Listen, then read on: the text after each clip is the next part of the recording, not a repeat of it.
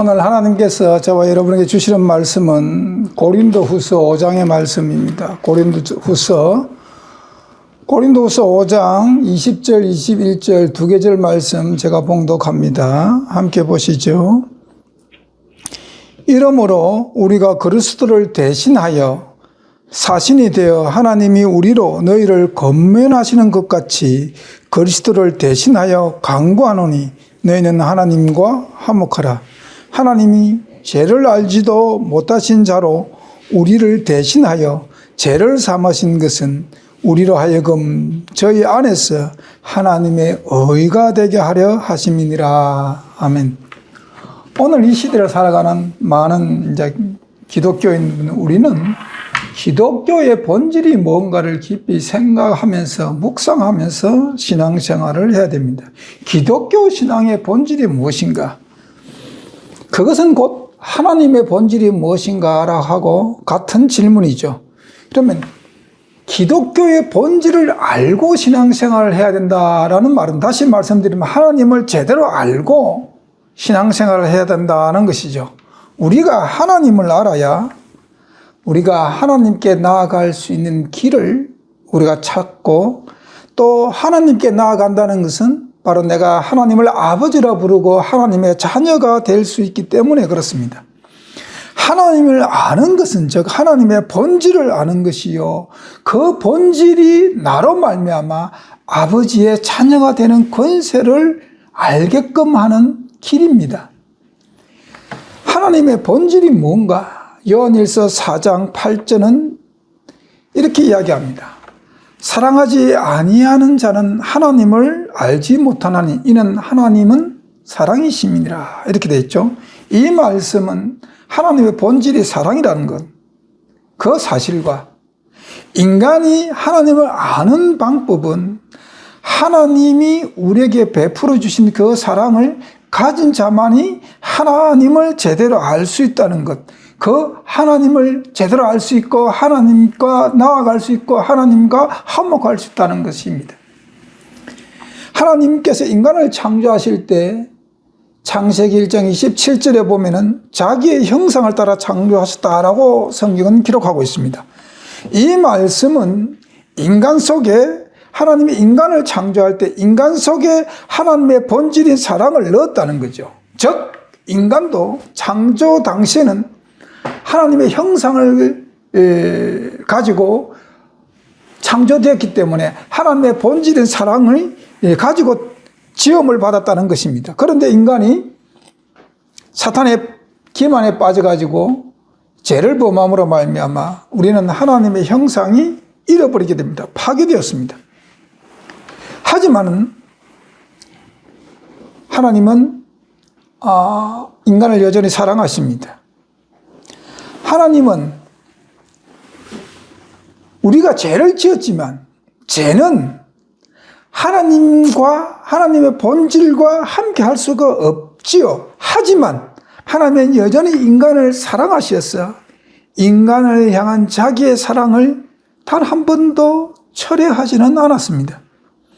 인간의 역사에서 하나님이 참고 기다리며 인간이 돌이켜 회개하고 돌아오기를 얼마나 간절히 기다리는 장면들이 성경에 쭉같이 기록되어 있습니다. 이것은 하나님이 자기의 형상으로 창조한 우리 인간을 향한 그분의 사랑을 표현하는 거죠.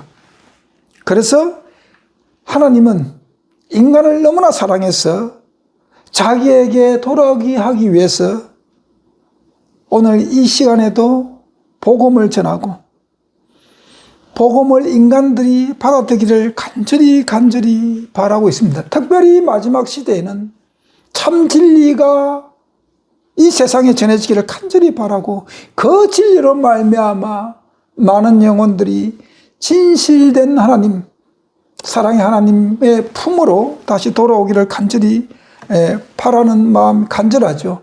하나님은 아담 창조 이후에 인류 역사 시대에 인간에 대한 사랑을 철회한 적이 없기 때문에 인간이 점점점 하나님으로 멀어져 가기 시작할 때부터 하나님은 자기의 파수꾼들을 세워서 하나님의 진리의 복음을 전하여 인간들이 자기에게로 돌아오기를 간절히 바라는 마음으로 파수꾼들을 세워서 진리의 복음을 전했습니다. 그래서 이 파수꾼들을 통해 가지고 인간 개인들의 심령 속에 개혁이 일어나기를 간절히 바랐던 겁니다. 신앙의 개혁, 종교의 개혁이 일어나기를 단행했습니다. 성경의 최초의 종교 개혁은 노아 홍수 사건입니다. 우리는 노아 홍수 사건을 심판의 사건으로만 마무리하면 안 됩니다. 물론 노아 홍수의 사건은 제대한 하나님의 심판의 사건입니다. 그러나 그 내면에 또 한 가지의 노아 홍수 사건을 통해서 하나님께서 이 땅에 인간들에게 전하고 싶은 메시지가 있습니다. 그것은 노아의 가족을 통해서 이 땅에 신앙의 본질을 가진 인간을 다시 번성시키는, 어떻게 보면은 심판을 통해서 인간을 재창조하는 하나님의 계획의 시작이 노아 홍수 사건입니다. 즉 신앙의 재창조 역사죠. 노아의 가족을 통해 가지고 모든 죄인들을 물로 심판한 후에 노아의 가족을 통해서 이 세상에 신앙의 본질, 하나님을 아는 자들로 말미암아 다시 인류의 역사를 재창조하는 그런 사건이 노아의 홍수 사건입니다. 그런데 불행하게도 함의 후손, 이 함이 구스를 낳고 구스가 니무르를 낳죠. 이 니무르로 말미암아 하나님을 대적하는 바벨탑 사건이 일어나고 인간은 여전히 죄에 빠져 하나님으로부터 멀어져 가기 시작합니다. 그러자 하나님은 아브라함을 불러냅니다. 아브라함은 우르를 떠나서 이렇게 하나님 지시한 땅으로 가는데, 우르라는 것은 지명 이름이죠. 메소포타미아의 남쪽에 있는 남메소포타미아의 수도가 그 당시 우르입니다. 아브라함이 거기에 살았어요. 그런데 아브라함이 하나님이 지시한 땅으로 가다가 하란에 들르죠. 하란에 들르는데 그 하란에서 아브라함의 아비 데라가 죽을 때까지 하란에 머뭅니다. 아브라함은 독실한 효자였어요. 아버지가 그 하란까지 오는 그 길에서 병을 얻어서 건강이 안 좋아가지고 하란에서 아버지가 남은 여생 삶을 살 동안에 아버지를 잘 복양하고 아버지를 장사한 후에 하나님의 지시한 가나안 땅으로 갑니다. 하나님이 아브라함을 불러내서 가나안 땅으로 들어보내는 것은 가나안 땅에 있는 하나님을 알지 못하는, 왜냐하면 함의 후손이 구스와 가나안을 낳거든요. 가나안. 그 가나안 땅에 사는 사람들이 바로 함의 후손들이에요. 함의 후손. 그러니까 하나님을 알지 못하는, 하나님이 떨어져 나간, 멀어져 가는 그 사람들을 사랑하사 믿음의 조상 아브라함을 가나안에 들어 그 후손으로 말미암아 이방의 빛이 되는 민족으로 세우기 위해서 아브라함을 불러냈습니다. 세상에 그 가나안 땅에 사는 이방신을 섬기는 사람들에게 참신의 존재가 누구인가를 알끔 하기 위해서 아브라함을 본토 친척이 머무는 우르에서 떠나가지고 가나안 땅으로 불러내서 그 가나안 땅의 종교 계획을 단행코자 한 것이 하나님의 계획입니다. 그리고 또 하나님은 종교 계획을 단행하는데 그게 뭐냐면 출애굽 사건이죠. 출애굽 사건에 다시 한번 하나님의 종교 계획을 시작합니다. 출애굽은 이스라엘 사람들에게 하나님이 이스라엘 백성들을 그들의 마음밭에 하나님의 법을 심는 종교 계획을 단행합니다.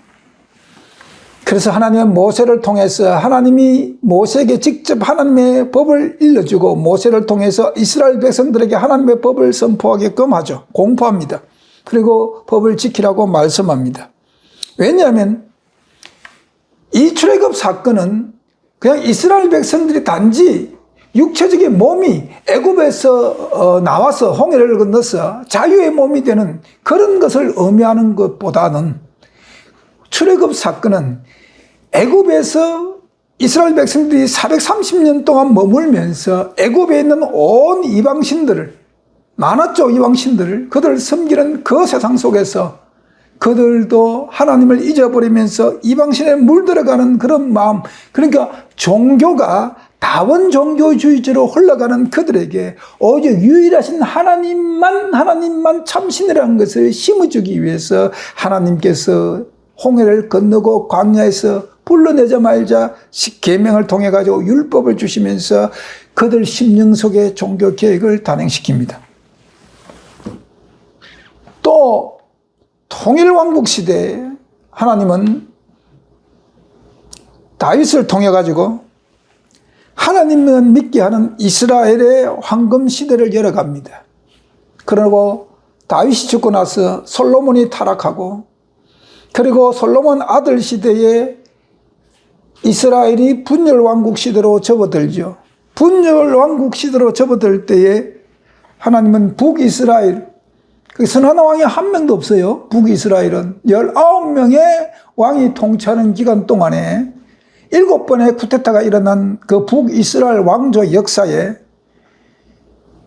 선한 왕은 한 명도 없습니다. 그 북이스라엘을 향해서 하나님이 사랑하사 엘리야를 보내서 그들에게 종교 계획을 단행하는 것이 열왕기상 18장에 기록되어 있는 갈멜산 전투입니다.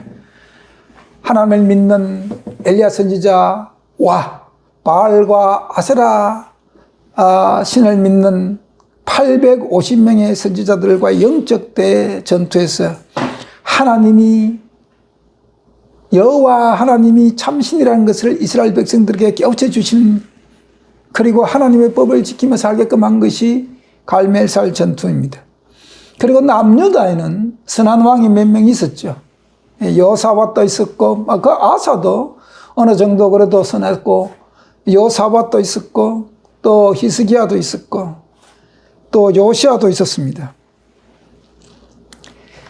이런 왕들이 단행할 때, 이런 왕들이 통치할 때마다 통치하면서 종교 계획을 단행했습니다. 특히 히스기야 왕, 히스기야 왕의 종교 계획을 단행해가지고 1월에 6월절을 못 지켰지만 2월에 6월절을 지키는 그런 절기를 지키는 계획을 단행했습니다. 그리고 요시야 왕 때는 성전을 수리하다가 율법책을 발견하죠. 그 율법책을 읽고 요시야 왕이 자기 옷을 찢고 통회합니다. 통곡합니다. 그리고 여호와의 전에 올라가서 유다 사람들 다 모아놓고 예루살렘 거민과 제사장과 선지장과 모든 백성들을 모아놓고 하나님의 율법책을 낭독하게 하고 그 모인 무리에게 하나님의 율법책을 듣게 합니다. 그리고 나서 요시야가 아주 적극적으로 종교 계획을 단행합니다. 이방의 신들을 제거하기 시작합니다. 미동의 집을 헐고, 미동의 집이라는 것은 남창들이 존재하는 집이에요. 오늘로 치면 태양 숭배하는 사상이 그때 당시에 유대인들이 있었기 때문에 그때 제물로 드린 말들을 다 죽이고 태양 수레를 불태우고, 그리고 여로보암 북이스라엘 초대왕 여로보암 시대에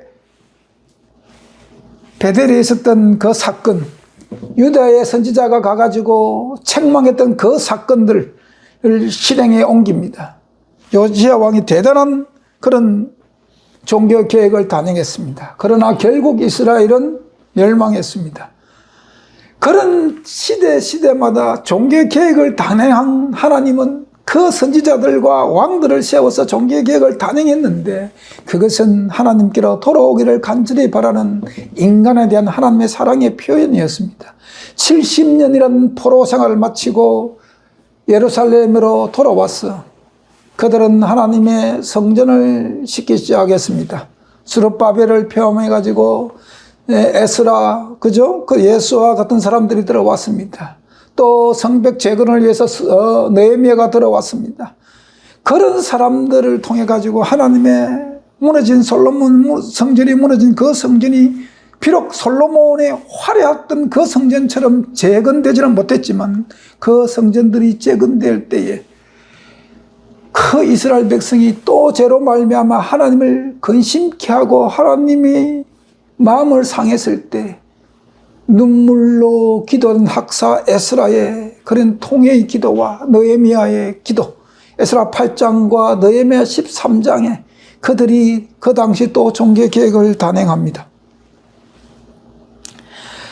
그 외에도 많은 선지자들이 하나님께 돌아오기 위해서 말씀들을 선포하죠. 눈물의 선지자 예레미야, 그리고 너무나 잘 아는 이사야 선지자는 히스기야 왕 때에 많은 말씀들을 남깁니다. 그 많은 말씀들을 남기면서도 간절히 하나님께 돌아오기를 호소합니다. 하나님의 이스라엘 백성들이 하나님께 돌아오기를 호소하는 그 선지자들, 그 선지자들을 세운 그 하나님은 인간을 사랑했기 때문에 한 영혼이라도 구원받기를 간절히 바라는 그 심령으로 파수꾼들을 보냈던 겁니다. 그런데 그들은 돌아오지 않아서 나라가 멸망하고 결국 그들은 점점점 하나님께 멀어져 갔습니다. 말라기 선지자를 끝으로 400년이라는 기간 동안에 그 누구도 하나님의 말씀을 전하는 선지자가 없었습니다. 하나님은 400년 동안 어느 선지자를 세워도 하나님의 그 마음을 호소하는 그 선지자의 말씀이 없었습니다. 그래서 이때를 암흑기라 이렇게 표현하죠. 그리고 400년이 지난 후에 이 땅에 천국 복음을 들고 예수 그리스도가 오십니다. 예수 그리스도가 이 땅에 오신 것은 인간의 죄를 담당하기 위해서 십자가를 지기 위해서 오신 것은 맞습니다. 그것이 가장 큰 목적입니다. 그러나 그것이 전부가 아니라 하는 것을 기독교인들이 좀 제발 알았으면 좋겠습니다. 예수님의 공생의 3년 반은 그 당시 유대인들의 종교를 완전히 뒤엎는 종교 계획을 단행한 공생의 삶이었습니다. 예수님은 그 공생애 동안에 유대인들이 갖고 있는 잘못된 신앙관을 뜯어고치려고 천국 복음을 들고 그들의 신앙관에 칼을 대었습니다. 예수님은 어떤 면을 종교개혁 해결을 유대인들에게 강하게 바라고 어떤 면을 강조했는가? 예수님이 산상수훈을 통해 가지고 많은 말씀들을 하셨죠. 마태복음 5장부터 6장, 7장 쭉 산상수훈의 말씀에 주옥 같은 하나님의 말씀, 천국의 말씀이 있는데 예수님이 3년 반 공생애 동안에 종교개혁 단행한 여러 부분이 있는데 첫 번째 종교개혁 단행이 뭐냐면 복에 대한 개념을 뜯어고치는 겁니다.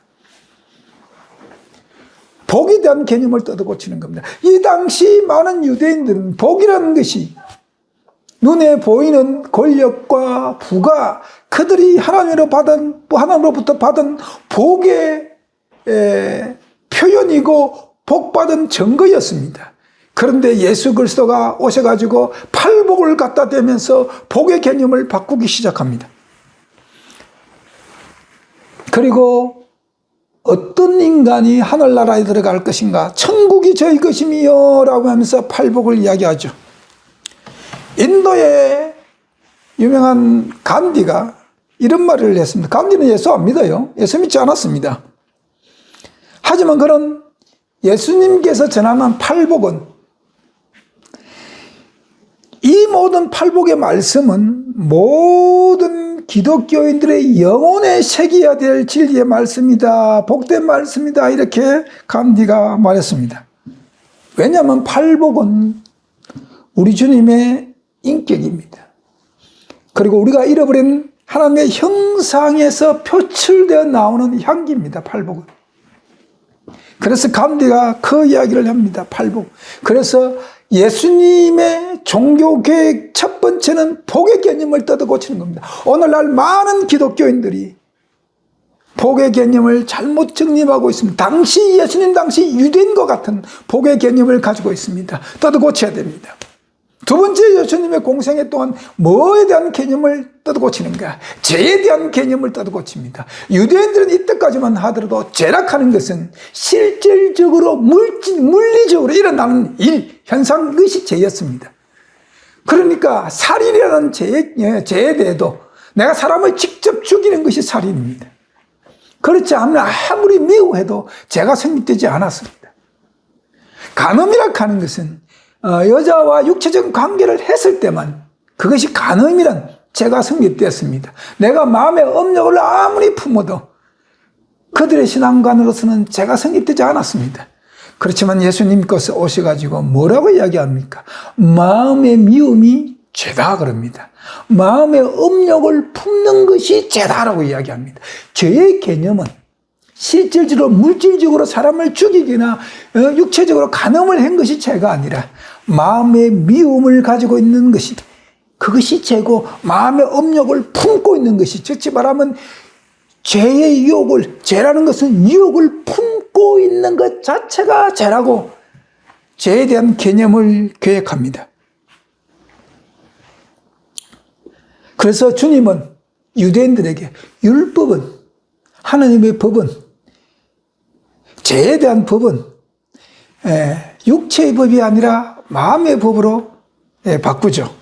그리고 또 율법의 해석을 개혁합니다. 세 번째 율법의 해석을 개혁하죠. 마태복음 5장 38절 39절에 예수님께서 이 말씀을 합니다. 또 눈은 눈으로 이는 이로 갚으라 하였다는 것을 너희가 들었으나 나는 너에게 이르노니 악한 자를 대적지 말라. 누구든지 내 오른뺨을 치거든 왼편도 돌려대라. 즉 원수를 사랑하라고 말합니다. 유대인들의 율법의 해석이 육체의 법이면은 이는 이 눈은 눈으로 갚아야 되는데 예수 그리스도는 오른뺨을 치거든 왼뺨을 돌려대라는 겁니다. 원수를 사랑하고 그를 위해서 기도하라는 겁니다. 그것이 예수님께서 유대인들의 신앙관을 계획시키고자 하는 그런 종교계획의 세 번째입니다. 네 번째, 예수님께서 기도에 대한 계획을 단행합니다. 주기도문은 하나님의 이름이 거룩히 여김받는 길을 이야기하는 겁니다. 주기도문은 아버지 이름이 거룩히 여김을 받으시오며 라고 있죠. 하나님의 이름이 거룩히 여김을 받는 길은 하나님의 뜻이 이루어지는 것이라는 겁니다. 하나님의 뜻이, 하나님의 이름이 거룩하고 그 이름이 거룩하게 정말 여김을 받는 것은 하나님의 뜻이 이 땅에서 이루어지는 겁니다. 우리의 죄를 사하여 주시고 기도하고 우리의 죄 사함받기 위해서 나에게 죄 지은 자를 사하게 해달라고 기도하죠. 그리고 시험에 들지 말게 해달라고 악에서 구해달라고 기도합니다. 오늘 이 시대에 많은 기독교인들이 새벽기도 금요철야에서 기도하는 기도 내용과 예수 그리스도께서 인간들에게 가르쳐준 주기도문의 내용하고는 완전히 다른 겁니다. 오늘 이 시대에 기도의 개혁이 일어나야 됩니다. 예수 그리스도께서 기도의 개혁을 단행하신 겁니다. 주기도문은 바로 그런 겁니다. 그리고 예수님 공생애 동안 또 하나의 계획이 있는데 삶의 방식에 대한 계획입니다. 어떻게 살아야 되는가? 삶에 대한 계획입니다. 마태복음 5장 13절에 너는 세상의 소금이니라고 이야기하고 14장에 너는 세상의 빛이니라고 이야기합니다. 세상의 소금과 빛의 삶을 살아라고 예수님께서 삶의 방식에 대한 계획을 단행합니다. 유대인들은 대접받기를 좋아하고 섬김받기를 좋아하고 문안 인사받기를 좋아하고 높은 자리에 앉아서 권력 행하기를 좋아했습니다. 그런데 예수님께서 마태복음 5장 16절에 이렇게 말씀합니다. 이같이 너희 빛을 사람 앞에 비추게 하여 저희로 너의 착한 행실을 보고 하늘에 계신 너희 아버지께 영광을 돌리게 하라. 아버지께 영광을 돌리게 하라. 그것은 우리가 착한 행실을 통해 가지고 세상의 소금과 빛의 사명을 감당해서 세상 사람들이 우리를 보고 저 사람은 진실되게 하나님을 믿는 참 그리스도인이라는 것을 깨닫게끔 하게 살아라는 거죠. 오늘 이 시대의 말씀은 그런 겁니다. 예수님 공생에는 당시 하나님을 믿는다고 자부하는 유대인들의 신앙에 개혁이 일어나기를 간절히 바라는 그 마음으로 하나님의 뜻대로 사는 삶을 본을 보여주신 분이 바로 예수 그리스도입니다. 그리고 예수 그리스도께서 부활 성천하셨죠. 초대교회 신앙이 무너지고 기독교가 세상과 타협하면서 긴 암흑기의 시대가 시작됩니다. 그리고 마침내 하나님이 인간을 사랑하고 인간을 포기하지 않죠. 하나님은 1517년 10월 31일 날 마틴 루터를 중심으로 다시 한번 인류 역사의 종교 개혁을 단행합니다. 칼빈, 저병글리, 존 낙스 등등 많은 분들이 종교 개혁에 등장하며 계획 일선에 났습니다. 당시의 계획은 성경으로 돌아가자고 계획을 단행합니다. 1517년에 일어났던 중세의 종교 개혁은 그 당시 세상에 큰 파장을 몰고 왔죠. 이 계획을 통해서 큰 신앙의 수확을 거둔 것도 맞습니다. 인정해야 됩니다. 정말 위대한 계획자들이에요. 인정해야 됩니다. 우리는 이들에 의해 가지고 신앙의 본질에 접근할 수 있는 큰 두 가지 수확을 거뒀는데 그것은 첫 번째가 행위로 구원을 얻는 것이 아니로 믿음으로 구원을 얻는다는 진리죠. 이것을 깨달은 겁니다. 천년 이상 캐톨릭은 행위로 구원받는다는 교리를 가지고 중세 유럽 세상을 지배했습니다만 이 중세 종교개혁은 그 교리가 성경과 맞지 않다. 의인은 오직 믿음으로 살리라는 로마서의 말씀, 이 말씀을 가지고 일어났습니다. 그리고 또 한 가지는 성경에 기록된 적그리스도가 교황권이라는 사실을 이 종교개혁자들에게 해주고 지적해 줬고 종교를 예수를 믿는 우리 모든 사람들에게 알게끔 했다는 것입니다. 이건 엄청난 사건이죠. 이 두 가지의 수혜를 입었습니다. 이 종교개혁 당시에는 이 중세 종교개혁 당시에는 실로 엄청난 것이었습니다. 엄청난 개혁입니다. 1000년 이상 서방교회 캐톨릭입니다. 교리가 종교를 지배하던 그때의 교리가 아니라 성경이다. 성경을 들고 나오면서 잘못된 교리를 지적하면서 그리고 올바른 믿음과 적그리스도가 누구인가를 인간에게 제시한 그런 엄청난 사건이 중세 종교개혁입니다. 그런데 이 종교개혁에 한 가지 아쉬운 점이 있습니다. 이 종교개혁이 더 이상 발전하지 못하고 멈춰버렸다는 사실이 이 종교개혁이 아쉬운 거죠. 이 종교개혁 이 두 가지만 해야 되는 것이 아니라 이 종교개혁 중세에 일어났던 종교개혁이 완성되기에는 아직 이 중세 종교개혁은 조금 미흡했어요. 조금 미흡했습니다. 물론 이 두 가지는 믿음으로 구원을 얻는다는 것과 적그리스도가 교황권이라는 이 두 가지 사실을 후대에게 전해준 개혁자들의 공로는 참으로 큽니다. 엄청나죠. 저는 이분들 존경합니다. 그리고 후세의 많은 기독교인들이 마땅히 이 중세의 종교개혁자들을 존경해야 된다고 저는 생각합니다. 이분들은 그 당시에 종교개혁을 단행하기 위해서는 엄청난 용기가 필요했습니다. 마틴 루터도 보름서 회의에서 정말 당당하게 내주는 강한 성의여라고 부르면서 죽음을 무릅쓰고 들어갔던 그 장면을 여러분이 한번 기억해 보십시오. 우리가 본받아야 합니다. 그런데 이 종교개혁이 그 1세대에 의해서 멈춰버렸다는 겁니다. 후대가 계속 그것을 발전시키고 더 나아가고 진행시켜야 되는데 그것을 이루지 못한 것이 가장 아쉬운 부분이죠. 이 당시 종교개혁은 완성된 개혁이 아닙니다. 후대가 더 완성해야 될 몫이 남아있는데 그것이 후대가 그 몫을 이루지 못했습니다. 종교개혁 당시 1세대가 이뤘던 몫은 대단하지만 후대가 이뤄야 될 몫이 남아있는데, 후대가 완성해야 될 몫이 뭐냐면 하나님의 법의 본질이 회복되는 것이었습니다. 하나님의 법이 회복되는데, 하나님 법이 회복된다는 것은 하나님의 법이 가지고 있는 법의 본질이 회복되는 것입니다. 하나님의 온전한 법의 회복이 되는 것입니다.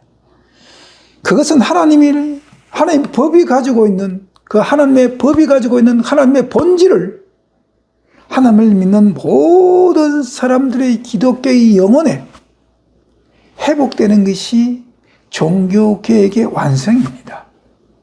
하나님이 이 땅에 각 시대마다 파수꾼들을 세워가지고 종교의 개혁을 단행한 이유는, 바로 목적은 이거예요. 우리들 심령 속에 하나님이 정말 하나님의 사랑을 주기를 간구하고 그 사랑을 철회하지 아니하며 시대마다 파수꾼을 세워서 자기에게 돌아오기를 간구했던 그 하나님의 무한하신 사랑이 어디에 있느냐? 하나님의 법에 있는 겁니다.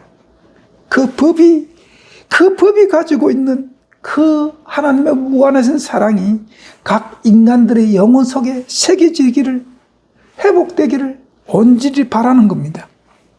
그러면 하나님의 법의 회복은 무엇인가? 왜냐하면 그것은 하나님의 본질입니다. 하나님의 본질이 뭐라고 이야기했습니까? 사랑입니다. 사랑. 하나님은 사랑이시라. 자, 하나님의 본질인 사랑은 사람을 변화시킵니다.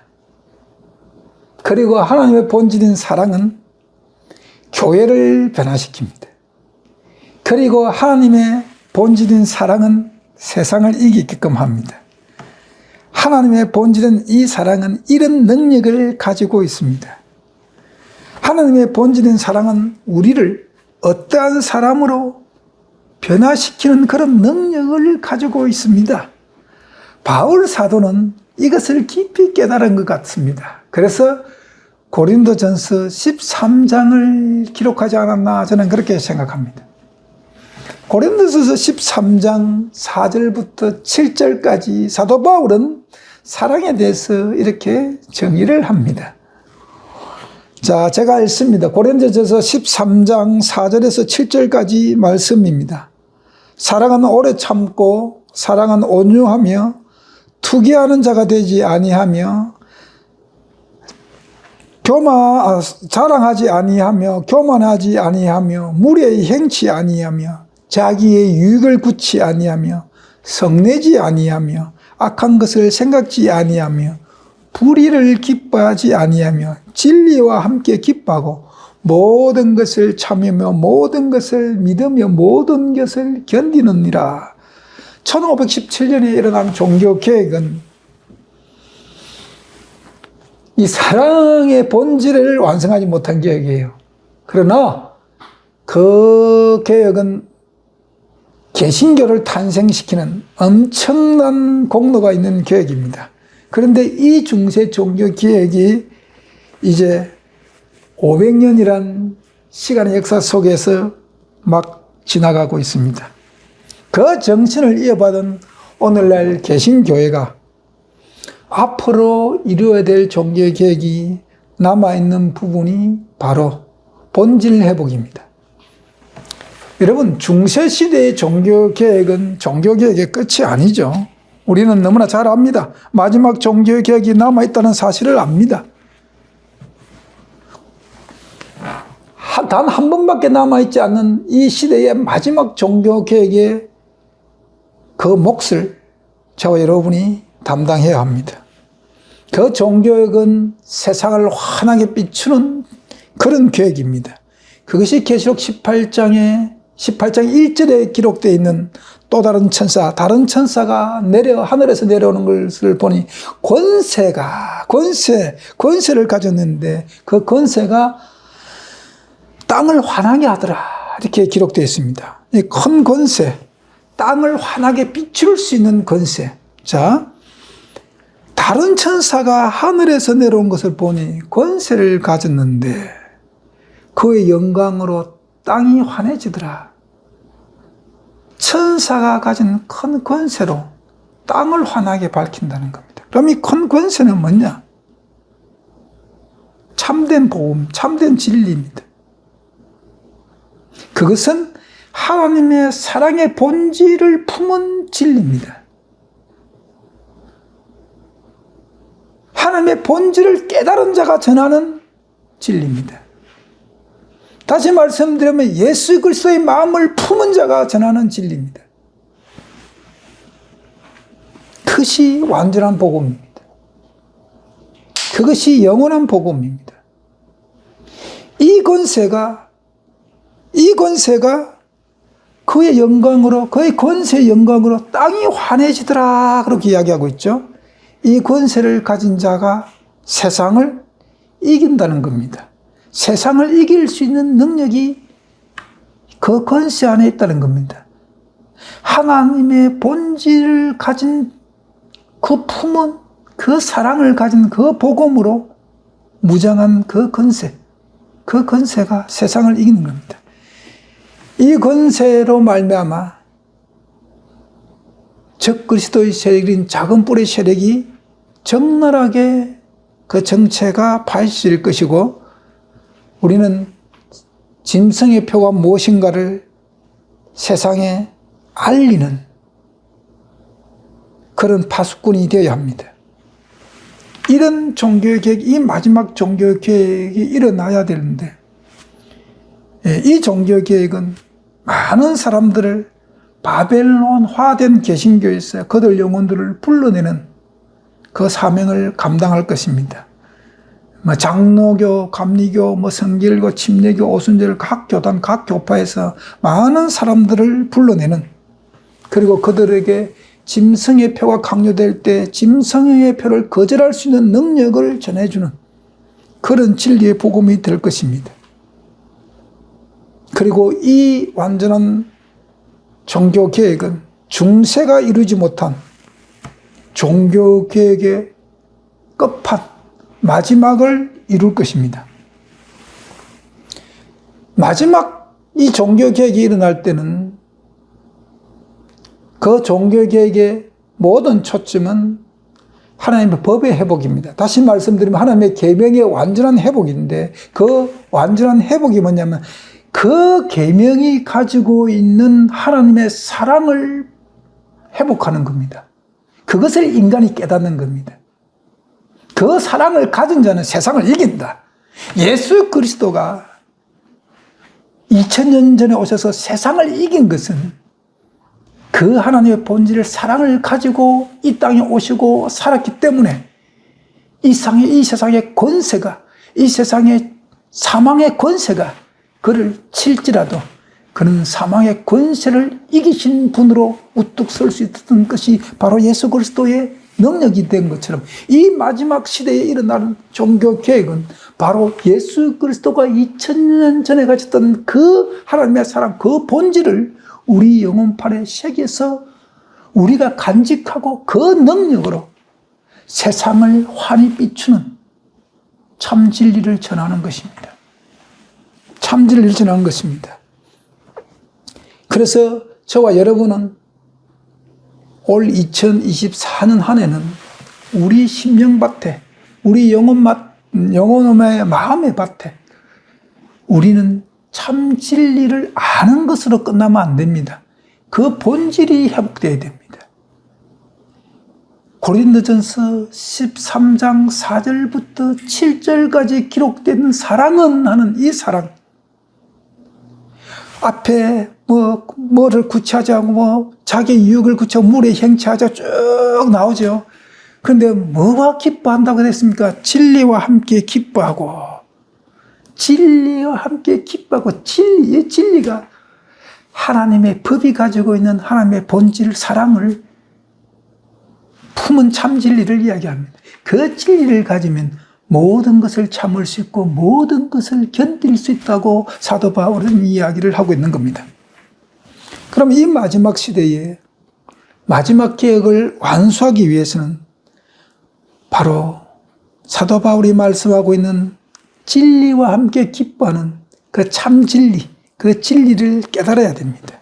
그래서 세상으로부터 그 진리를 가진 자가 세상으로부터 오는 그 핍박을 이겨낼 수 있는 능력이 거기에서 나옵니다. 그럼 마지막 시대 늦은빛 성령은 누구한테 부어주는가?